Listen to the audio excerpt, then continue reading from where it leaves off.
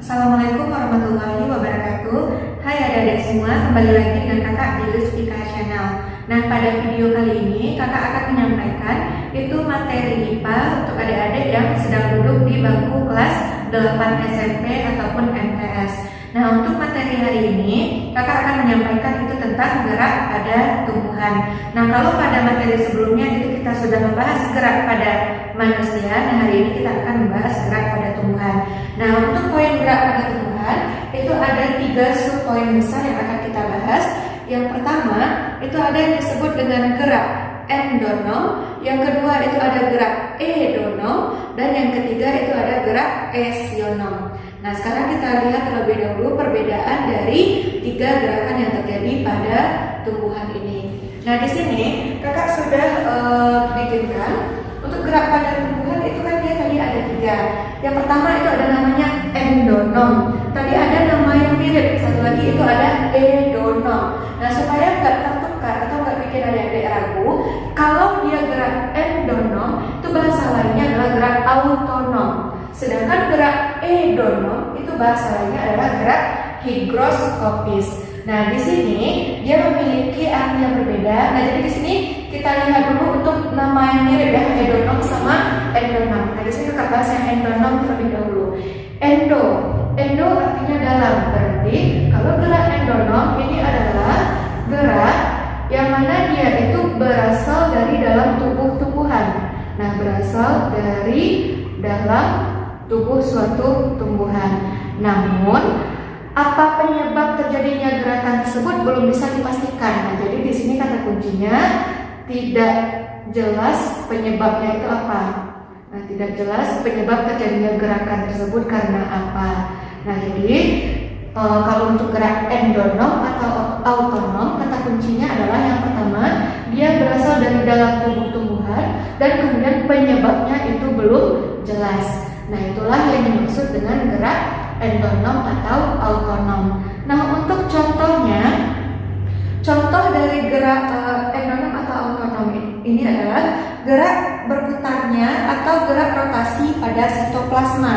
Nah, jadi contohnya di sini adalah gerak rotasi sitoplasma. Nah, di sini adik-adik sudah tahu yang namanya gerak rotasi itu adalah gerak di mana terjadi perputaran pada sumbunya. Sedangkan sitoplasma ini merupakan bagian dari sel yang sudah adik-adik pelajari dulu di kelas 7. Nah, jadi apa yang menyebabkan gerak rotasi pada sitoplasma itu belum jelas atau belum bisa dipastikan penyebabnya apa. Namun yang pasti itu adalah dia berasal dari dalam tubuh suatu tumbuhan. Nah, itulah yang disebut dengan gerak endonom atau autonom. Nah, sekarang kita lihat tadi yang punya nama yang mirip itu ada namanya gerak edonom atau gerak higroskopis. Nah, kalau dia gerak edonom atau higroskopis, ini adalah gerak pada tumbuhan yang disebabkan karena perbedaan kadar air. Karena perbedaan kadar air yang dimiliki oleh tumbuhan itu sendiri. Nah, yang dimiliki kadar air dalam tubuh suatu tumbuhan. Nah, untuk contohnya, nah di sini kata kuncinya dulu ya. Kalau edonom atau higroskopis itu kata kuncinya karena adanya perbedaan pada kadar air yang ada di dalam tumbuhan itu sendiri.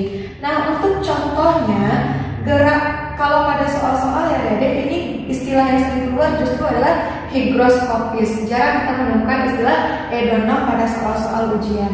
Nah, jadi contoh dari gerak higroskopis itu yang pertama adalah gerak merekahnya kulit pada buah. Nah, jadi di sini gerak merekahnya kulit buah. Selain kulit buah itu biasanya juga terjadi pada bagian kulit biji. Nah, ini bisa adik-adik ingat lagi kalau misalnya adik-adik beli kacang-kacangan atau kacang goreng ya. Nah, itu waktu adik-adik membeli pasti ada beberapa dari kacang tersebut yang sudah hampir terbuka. Nah, itu kenapa? Karena kadar air yang dimiliki oleh biji kacang tadi itu terlalu banyak. Jika bagian kulit bijinya itu tidak merekah, itu dapat menyebabkan pembusukan pada biji itu sendiri. Nah, begitu juga pada buah. Nah, kalau pada buah biasanya itu sering kita temukan pada buah salak dan buah durian. Nah, itu ada kalanya waktu kita beli buah, nah bagian kulitnya itu sudah mulai membuka sedikit demi sedikit atau merekah istilahnya. Tujuannya adalah untuk mengurangi kadar air yang ada di dalam buah tersebut. Kalau misalnya dia tidak merekah, itu akan menyebabkan bagian buah sebelah dalam itu akan mengalami pembusukan lebih cepat. Nah, jadi di sini dari segi nama itu kan endonom dengan edonom itu mirip, tapi di sini penyebabnya itu berbeda. Kalau edonom belum jelas penyebab terjadinya gerakan, kalau edonom atau higroskopis itu lebih karena perbedaan kadar air yang ada di dalam tubuh tumbuhan. Nah, kemudian yang terakhir itu ada gerak yang disebut dengan gerak esionom. Nah, kenapa ini kakak bahaskan terakhir? Karena gerak esionom ini merupakan gerakan pada tumbuhan yang disebabkan oleh faktor dari luar.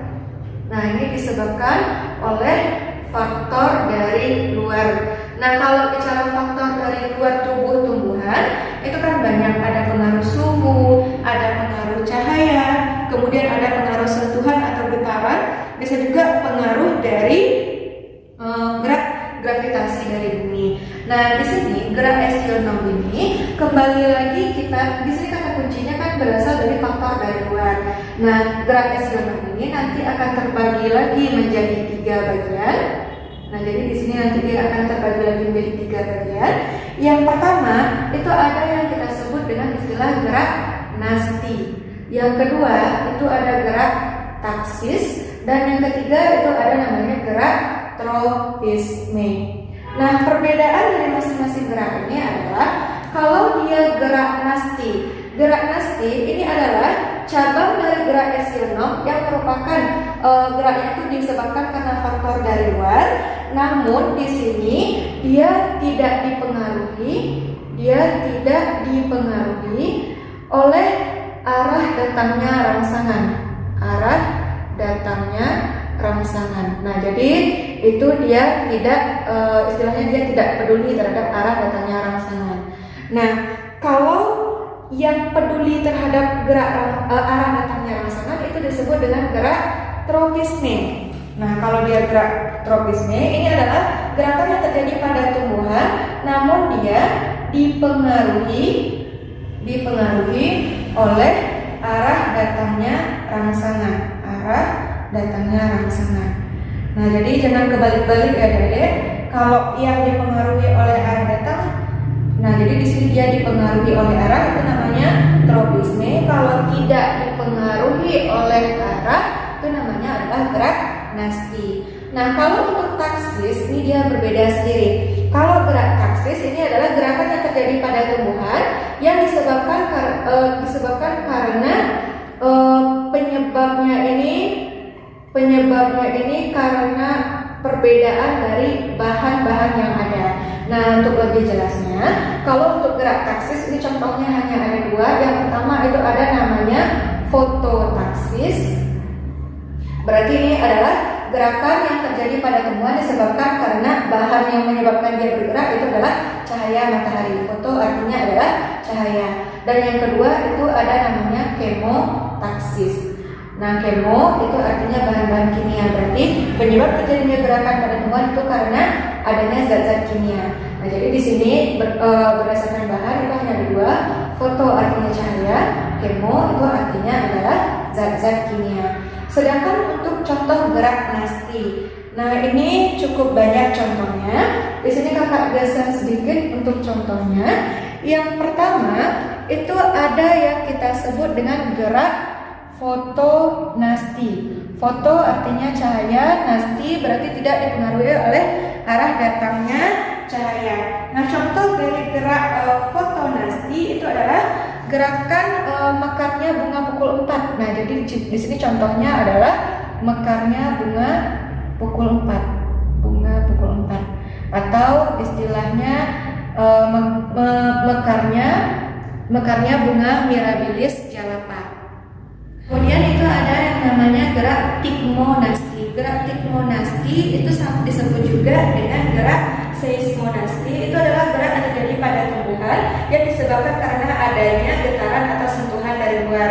Nah, ini contohnya adalah gerakan menutup dan membukanya daun putri malu. Jadi ini contohnya pada tanaman putri malu. Nah, tanaman putri malu itu saat kita sentuh kan dia muncul, tapi dia tidak peduli kita sentuh pada bagian mana. Intinya setiap disentuh, seluruh bagian tumbuhannya itu akan menguncuk. Itu membuktikan bahwa gerak pada putri malu ini itu merupakan gerak yang tidak dipengaruhi oleh arah datangnya rangsangan, sehingga disebut dengan gerak tikmonasti. Kemudian yang ketiga itu ada namanya gerak termonasti. Sesuai dengan namanya, termo artinya suhu. Berarti kalau gerak termonasti itu adalah gerak yang dipengaruhi karena adanya perubahan suhu. Nah, itu contohnya adalah gerak mekarnya bunga tulip pada musim semi di tempat yang hangat. Nah, jadi di sini contohnya itu adalah pada bunga tulip. Ini contohnya bunga tulip. Kemudian untuk contoh gerak nasti lainnya itu ada yang disebut dengan gerak niktinasti. Niktinasti itu adalah gerak yang dipengaruhi oleh rangsangan gelap. Contohnya itu adalah menutupnya daun petai Cina pada waktu gelap. Nah, ini contohnya adalah pada tanaman petai Cina di mana nanti daunnya itu menutup pada kondisi gelap atau kondisi minim cahaya matahari. Nah, inilah beberapa contoh dari gerak nasti yang seringkali keluar pada soal-soal ujian. Kemudian untuk gerak taksis tadi udah ya, contohnya itu ada fototaksis sama kemotaksis. Nah, kalau untuk tropisme tadi kan pembeda antara gerak nasti dan tropisme itu adalah kalau tropisme dia dipengaruhi oleh arah datangnya rangsangan. Kalau dari segi contoh itu hampir sama saja. Kalau pada gerak nasti itu ada fotonasti, kalau pada gerak tropisme itu ada yang kita sebut dengan istilah fototropisme. Artinya adalah gerak yang dipengaruhi oleh arah datangnya cahaya matahari. Contohnya itu misalnya bunga itu nanti dia pasti akan pertumbuhannya akan mengejar arah datangnya cahaya matahari. Kemudian kalau pada gerak nasti itu ada namanya tikmonasti atau seismonasti. Kalau pada tropisme itu juga ada namanya itu adalah tikmotropisme. Nah, di sini yang mempengaruhinya masih sama. Tikmo atau seismotropisme itu adalah gerak yang dipengaruhi karena adanya getaran atau sentuhan. Nah, itu kalau dari segi contohnya itu adalah membelitnya sulur pada tanaman. Kemudian kalau pada nasti itu ada namanya termonasti. Nah, kalau pada gerak tropisme itu juga kita kenal ada gerak termotropisme. Berikutnya ada yang disebut juga dengan gerak hidrotropisme. Hidro berarti ini disebabkan karena adanya air. Ini contohnya adalah pada tanaman kelapa.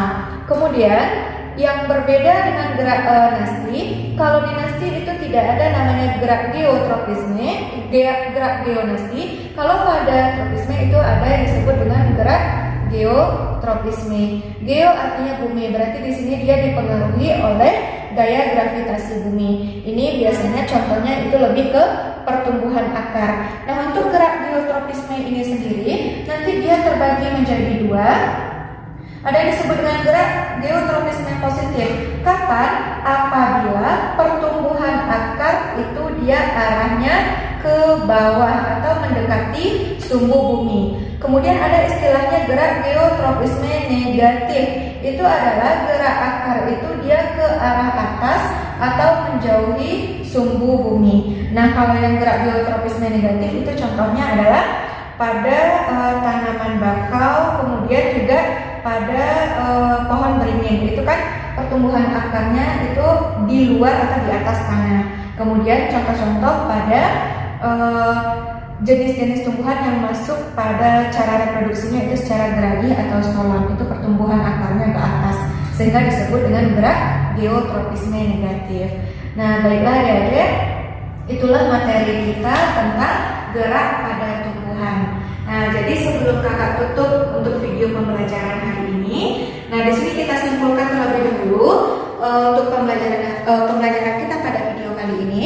Yang pertama tadi kita bahas tentang gerak endonom. Kalau gerak endonom ini adalah gerak yang berasal dari dalam tubuh tumbuhan. Nah, cuma di sini penyebab kalau dari segi sebabnya itu belum diketahui. Nah, itu dia kalau gerak endonom. Kemudian kalau gerak edonom bahasa lainnya tadi adalah gerak hygroskopis. Ini adalah bahasa lainnya gerak hygroskopis. Nah, ini adalah gerak yang dipengaruhi karena perbedaan pada kadar air.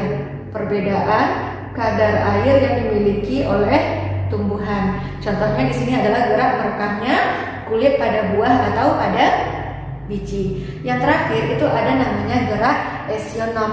Gerak esionom ini adalah gerak yang dipengaruhi oleh faktor dari luar. Nah, gerak yang dipengaruhi oleh faktor dari luar tadi kita bagi menjadi 3. Yang pertama ada yang kita sebut tadi dengan gerak nasti.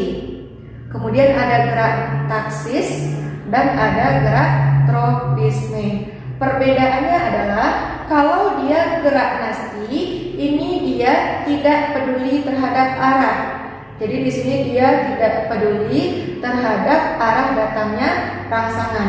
Kalau gerak taksis ini disebabkan oleh perbedaan bahan yang menyebabkan suatu tumbuhan itu menjadi bergerak. Nah, jadi di sini kalau dari segi bahan itu hanya ada 2, yaitu cahaya disebut juga dengan fototaksis dan zat kimia atau kemotaksis. Sedangkan gerak tropisme ini adalah gerak yang dia itu peduli terhadap arah datangnya rangsangan. Nah, jadi di sini gerakan itu terjadi karena dia peduli terhadap arah dari datangnya suatu rangsangan. Nah, jadi inilah materi kita untuk gerak pada tumbuhan.